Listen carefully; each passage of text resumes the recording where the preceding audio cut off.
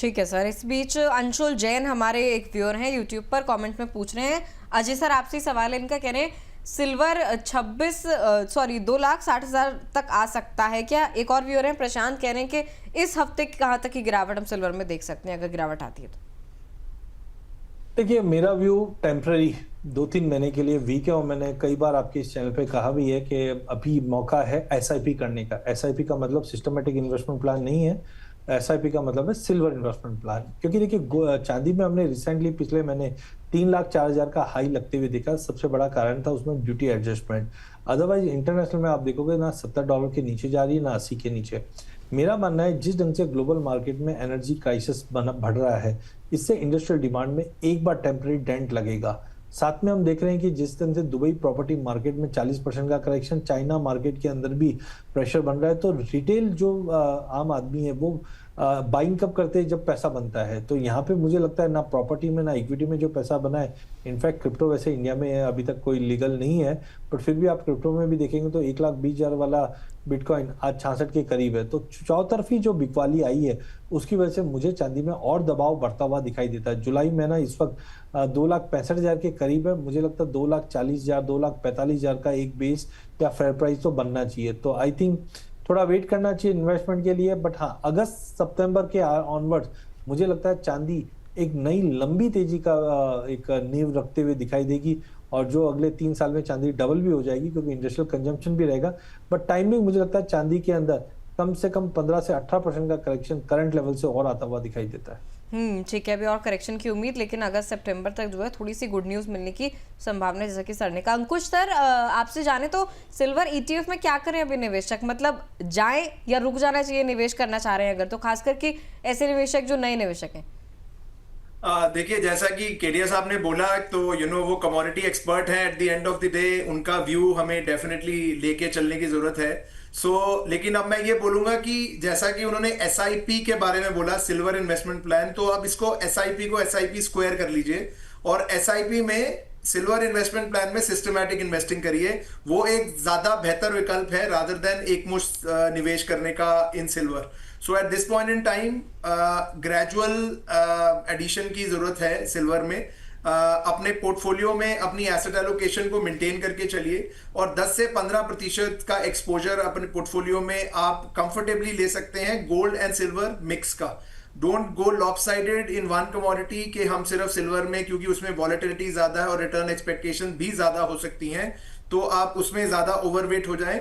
अपनी asset allocation maintain करिए और उस एसेट एलोकेशन में एसआईपी से निवेश अगर आप करेंगे तो आपको एक बेहतर लॉन्ग टर्म रिटर्न बन सकती है। और प्लस आपका जो नजरिया होना चाहिए वो 3 से 5 साल से कम का नजरिया नहीं होना चाहिए, बिकॉज ये देखा गया है इन द पास्ट दैट जैसे कि हम इक्विटी निवेश को 3 से 5 साल का समय देते हैं, सिल्वर ने उससे ज्यादा इफ नॉट इक्वल, उससे ज्यादा वॉलेटिलिटी दर्शाई है पिछले कुछ सालों में। तो हमको उसको समय से मैनेज करने की जरूरत है। 3 से 5 साल is the ideal period and SIP is a good method. Ankush sir, लेकिन जैसे वेटेज की आपने बात की, 15% यहाँ पर एक्सपोजर होना चाहिए सिल्वर गोल्ड का, और वेटेज के लिहाज से देखें गोल्ड में कितना, सिल्वर में कितना? गोल्ड में ज्यादा होना चाहिए, सिल्वर में या फिर ज्यादा होना चाहिए? there is no thumb rule for it, Abhishek ji, but जो निवेशक वॉलेटिलिटी झेल सकता है और जिसको शॉर्ट टर्म लॉसेस देख के डर नहीं लगता है, वो सिल्वर में इस 15% में ओवरवेट जा सकता है। नहीं तो एक नया निवेशक या फिर जो कम वॉलेटिलिटी देखना चाह रहे हैं उनके लिए गोल्ड एक बेहतर विकल्प रहेगा। ठीक है। वैसे अजय सर, आप जितना एसआईपी को प्रमोट करते हैं, हम तो सोच रहे हैं आप म्यूचुअल फंड के गेस्ट भी हमारे आप ही बन जाओ। नहीं, वो तो देखिए वो कहावत भी है, जिसका काम उसी को साजे। अभी बिल्कुल अंशुल जी ने सही चीज बोली। मैं कमोडिटी है तो मैं कमोडिटी को ही लेता हूँ, और मैं ज्यादा करके देखो कोशिश करता हूँ मैक्रो से माइक्रो की तरफ आना। देखो मैक्रो समझ में आएगा तो डेफिनेटली माइक्रो मतलब स्टॉक पिक या किसी में भी आ सकते हैं। बट यस, देखिए एसआईपी इसको बोला भी जाता है कि ये 8th wonder of the world, if I am not wrong. तो बिल्कुल बहुत लोग इस चीज को ना इग्नोर कर देते हैं। बट मेरा मानना है कि आप बहुत बार हम इक्वेशन बात करते हैं कि मैंने जो कमाया पहले मैं खर्चा करूंगा और फिर जो बचेगा उसको सेविंग करूंगा। बहुत गलत मैक्स है। जितना कमा रहे हो पहले आपको सेविंग फिक्स करनी है आपकी, और बचे हुए वो मेरे से अच्छा आपके पास इतने अच्छे हम बोल सकते हैं फाइनेंशियल प्लानर्स आते हैं, उनसे ये करके आज भी अगर हम 150 करोड़ की आबादी में अगर हम देखें तो जब ये नंबर्स आते हैं एसआईपी के, तो बहुत ही मतलब दुख होता है कि अभी भी लोगों को एसआईपी का मैजिक नहीं समझ में आया। तो भले ही वो चांदी सोना हो, चाहे इक्विटी हो, चाहे म्यूचुअल फंड हो, बट सिस्टमेटिकली एक डिसिप्लिन होना। और हमारे रिचुअल में भी आज अक्षय तृतीया, धनतेरस क्या है, साल में 2 बार आपको सोना चांदी लेना है तो लेना है, तो वो रिचुअल भी है हमारे इसमें। लेकिन अभी भी लोग इसके पीछे पिछड़ रहे हैं, और मैं लिटरली बोनस को बधाई देना चाहूंगा कि रेगुलरली आप इसके ऊपर एक अवेयरनेस दे रहे हैं ताकि लोगों को पता भी चले और लोग उस पर जुड़ भी रहे हैं। चलिए सर, कमोडिटीज़ पे ही टिके रहते हैं, उस पर सर जुड़ा एक ये सवाल भी है सर कि हम लोग देख रहे हैं कि कई सारे एनालिस्ट ये भी बोला था कि जब इनकेस जैसे रिस्ट्रिक्शंस ये बढ़ेंगी आपकी, तो ग्रे मार्केट जो है वो यहाँ पर थोड़ा सा ज़्यादा एक्टिव हो जाएगा। क्या लग रहा है सर अजय सर कि इनकेस अगर ये एक्टिविटी हम लोग देख रहे हैं, स्मगलिंग के लिहाज से अगर देखा जाए तो फिर उसकी एक्टिविटी थोड़ी सी बढ़ती हुई दिख सकती है? और फॉलोइंग दैट क्वेश्चन, क्या लग रहा है कि जो सिल्वर के जो प्राइसेस होंगे वो थोड़े से प्रीमियम पे अब जाते हुए दिख रहे हैं? दोनों ही चीजें देखिए, आज आप 2 साल पहले आप देखोगे जब 15% ड्यूटी थी, उसको कम किया गया था। उसका कारण क्या था?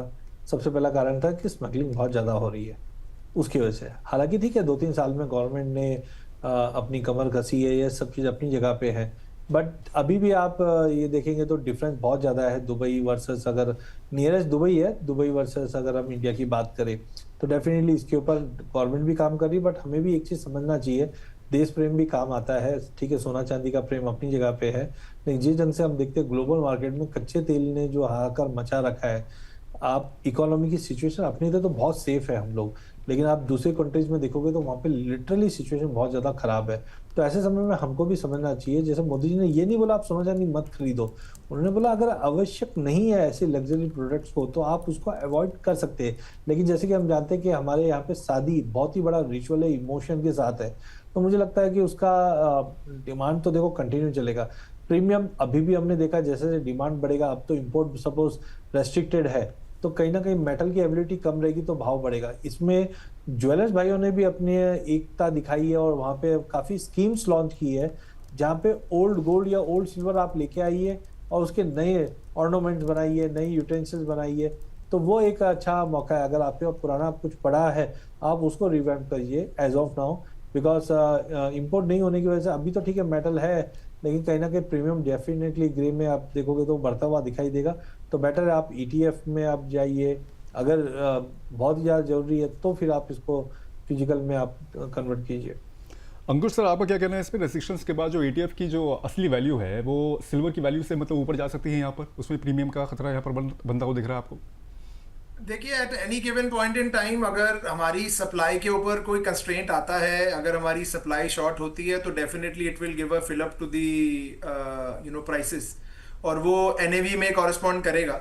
सो at the end of the day जैसा कि केडिया जी ने बोला, ये एक टेम्परेरी रिस्ट्रिक्शन है, क्योंकि eight this point in time हमारे हाथ पे एक डिफरेंट चैलेंज है जो कि क्रूड एक लार्ज चैलेंज हमारी इकोनॉमी पे थ्रो कर रहा है। और अगर हम उसको मैनेज करने के लिए हमें कहीं ना कहीं अगर कॉम्प्रोमाइज करना पड़े तो बीट गोल्ड और silver, these can be the commodities, because consumption को हम डेफिनेटली कंट्रोल नहीं कर सकते, लेकिन हम इन्वेस्टमेंट रिलेटेड इन्वेस्टमेंट्स या इन्वेस्टमेंट रिलेटेड डिसीजंस को हम डेफिनेटली थोड़ा पोस्टपोन कर सकते हैं या कम कर सकते हैं ताकि हमारी बैलेंस ऑफ पेमेंट्स को सपोर्ट मिले। ऑन द कॉन्ट्रेरी एनीथिंग जब सप्लाई इंक्रीज हो जाएगी तो प्राइसेस नॉर्मलाइज भी हो जाएंगे। So this is what can be the situation. ठीक है, सिल्वर बाइंग स्ट्रैटेजी पर बात हो रही है, सिल्वर इन्वेस्टमेंट स्ट्रैटेजी पर बात हो रही है, long term, mid term, short term क्या करना चाहिए क्या नहीं। एक बार प्रॉफिट बुकिंग पर भी बात कर लेते हैं। जो लोग सर पहले से निवेशित है, ये मेरा सवाल आप दोनों से, अजय सर से भी, अंकुश सर से भी है, जो लोग पहले से निवेशित हैं लंबे समय से, मान लीजिए प्रॉफिट में अभी भी उनका पोर्टफोलियो नजर आ रहा है सिल्वर का, प्रॉफिट बुकिंग की क्या स्ट्रैटेजी होनी चाहिए आने वाले कुछ टाइम में अगर प्राइसेस हाइक होते हुए नजर आते हैं तो? अजय सर पहले। देखिए, प्रॉफिट बुक करना तो सबको अच्छा लगता ही है, और चांदी के केस में तो देखो वॉल्टिलिटी ऐसी है कि 4 लाख वाली चांदी 2 लाख हो जाती है, 2 लाख वाली 3 लाख हो जाती है, 3 लाख वाली 2.65 पे इस वक्त ट्रेड कर रही है। पहला चीज आप अपना व्यू लीजिए कि मुझे कितने टाइम के लिए ये अपॉर्चुनिटी देखनी है। अगर आप मेरे से जनवरी फरवरी में बात करते थे तो मैंने कहा भी था कि यहाँ से आप कम कर लीजिए एटलीस्ट, लेकिन SIP आपकी कंटिन्यू होनी चाहिए। मेरा मानना है कि अभी भी चांदी में 15 से 20% का करेक्शन ड्यू है, और ये चीज ऐसा नहीं कि जस्ट मैंने मेरे एनालिसिस बता दिए, ये पास्ट ट्रैक रिकॉर्ड है। 2008 देख लीजिए या 2022 देख लीजिए। फरवरी में कच्चा तेल $150 मारता है 2008 में, और मार्च 2022 के अंदर कच्चा तेल $130 मारता है। और उसके 6 महीने तक आप देखोगे सोने चांदी में भी गिरावट, क्योंकि देखिए जब सेल ऑफ आता है, चाहे इक्विटी हो, चाहे प्रॉपर्टी हो, चाहे करेंसीज हो, तो उसका असर सोने चांदी पे भी एज ए प्रॉफिट बुकिंग पड़ता है। तब हमने देखा था कि सोने चांदी दोनों में 2008 और 22 में करेक्शन था। तो मेरा मानना है कि यहाँ से चांदी में 20% का करेक्शन, मतलब ना करके भी आप देखोगे 2,25,000 2,30,000 का लेवल, मुझे लगता है ये आपको सितंबर तक मिलना चाहिए। वो एक ऐसा लेवल रहेगा, वहां पे आपको अगर लॉन्ग टर्म ऐड करें तो ऊपर में डबल होने की भी ताकत रखता है। तो पहला जो आपके पास माल पड़ा हुआ है अभी 2.65 में बेचने जैसी सिचुएशन नहीं है। हाँ, हो सकता है आपके ऊंचे भाव पे बाइंग है, तो आप अगले 4 महीने के लिए SIP डाल दीजिए कि मैं 25,000 रुपए अगले 4 महीनों में डिप्लॉय करूंगा, जिससे होगा क्या, एक एवरेज आउट हो जाएगा। बट बने रहना चाहिए। मुझे लगता है कुछ बड़ा जो आपने पिछले 2-3 सालों में देखा था, वैसा ही कुछ बड़ा मूवमेंट हम फिर से सोने और चांदी में देखेंगे, क्योंकि अब इनइवेक्टेबल है, आपके पोर्टफोलियो का 20% तो ये घर लेके रहेगा। और चांदी तो इंडस्ट्रियल मेटल है, तो यहाँ पे इन्वेस्टमेंट डिमांड भी आएगी और इंडस्ट्रियल डिमांड भी बनते हुए दिखाई देगी। तो मेरे हिसाब से बने रहना चाहिए। ठीक है अंकुश सर, आपका क्या व्यू रहेगा इस पे, प्रॉफिट बुकिंग पे?